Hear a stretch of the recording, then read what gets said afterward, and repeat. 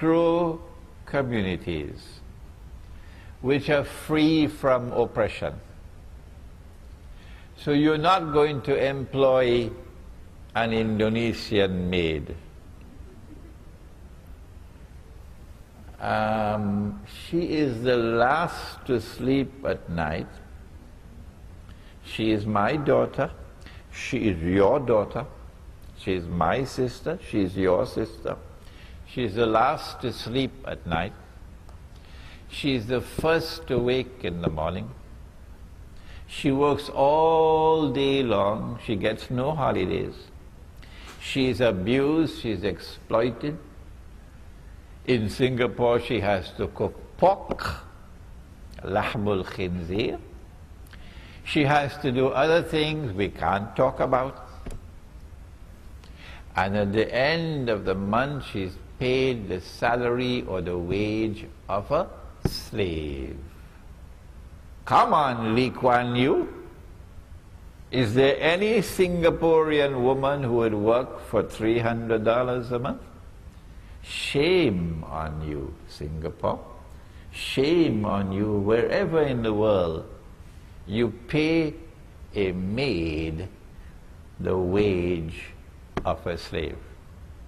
How do you know it's the wage of a slave? No Malaysian woman will work for that wage.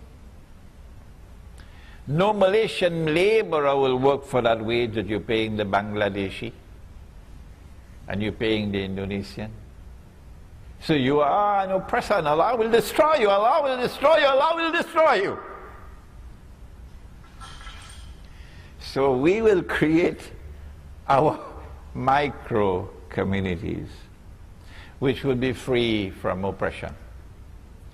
Banks are not allowed. No. So no money lenders. And we're not going to use this paper money. The gold dinar and silver dirham is what you find in the Quran. So the gold dinar and silver dirham will be used as money. And if we have a shortage of dinars and dirhams, and we in Java, we can use rice as money. Yeah.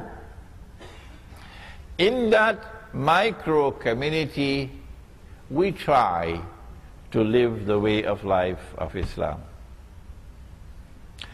And if they come after us with the armed forces and the police in that remote community, then, said the Prophet sallallahu ta'ala alayhi wasallam, and how prophetic were his words, and how few there are who listen to the Prophet alayhi salatu wasallam. He said, the time will come when a man, in order to preserve his faith, would have to flee to the mountainsides where rain falls and take with him some sheep and goats. And so I leave you now. I thank you for the time that you've given to me to introduce you to this important topic. I warn you that we now live in the most dangerous of all worlds, and most people are going to fail the tests. And I urge you to study the subject of signs of the last day and to examine my suggestion that survival requires us to try to live Islam. And we cannot live Islam in their cities and towns, but we might succeed if we remove ourselves from the towns and cities and go back to Kampung and build a community that is faithful to Allah and His Messenger. ربنا تقبل منا إنك أنت السميع العليم وتب علينا يا مولانا إنك أنت التواب الرحيم برحمتك يا أرحم الراحمين آمين.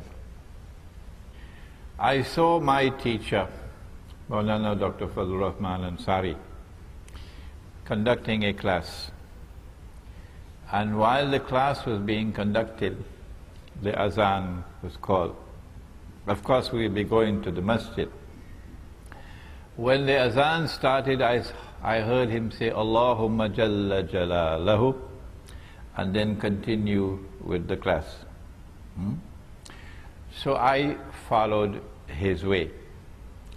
If anyone can show me that this is prohibited, then of course I will discontinue it.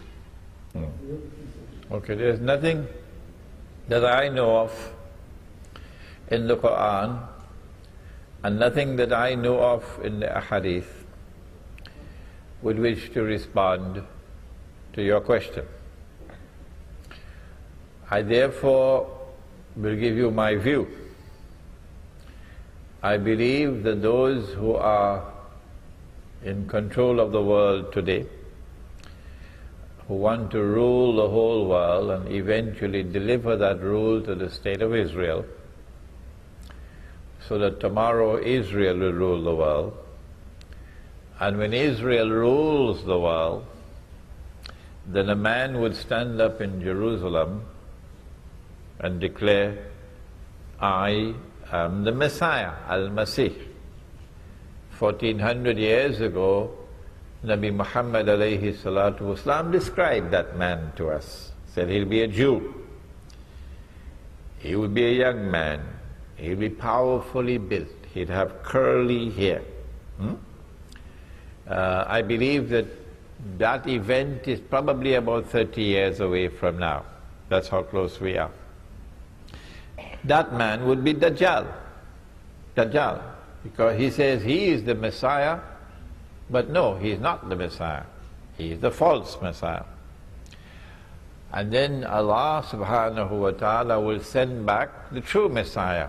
Nabi Isa alayhi salam will come down from the sky with his hands resting on the wings of two angels. And the true Messiah will then kill the false Messiah. And after that takes place the big Gog and Magog war, which will be the Dukhan. But in order for Israel to rule the world, Israel has to wage some big wars. The wars that Israel has so far waged are small wars. Israel has to attack Egypt so that the territory of the State of Israel can expand to incorporate the whole of the eastern delta of Egypt, from the river Nile to the Red Sea.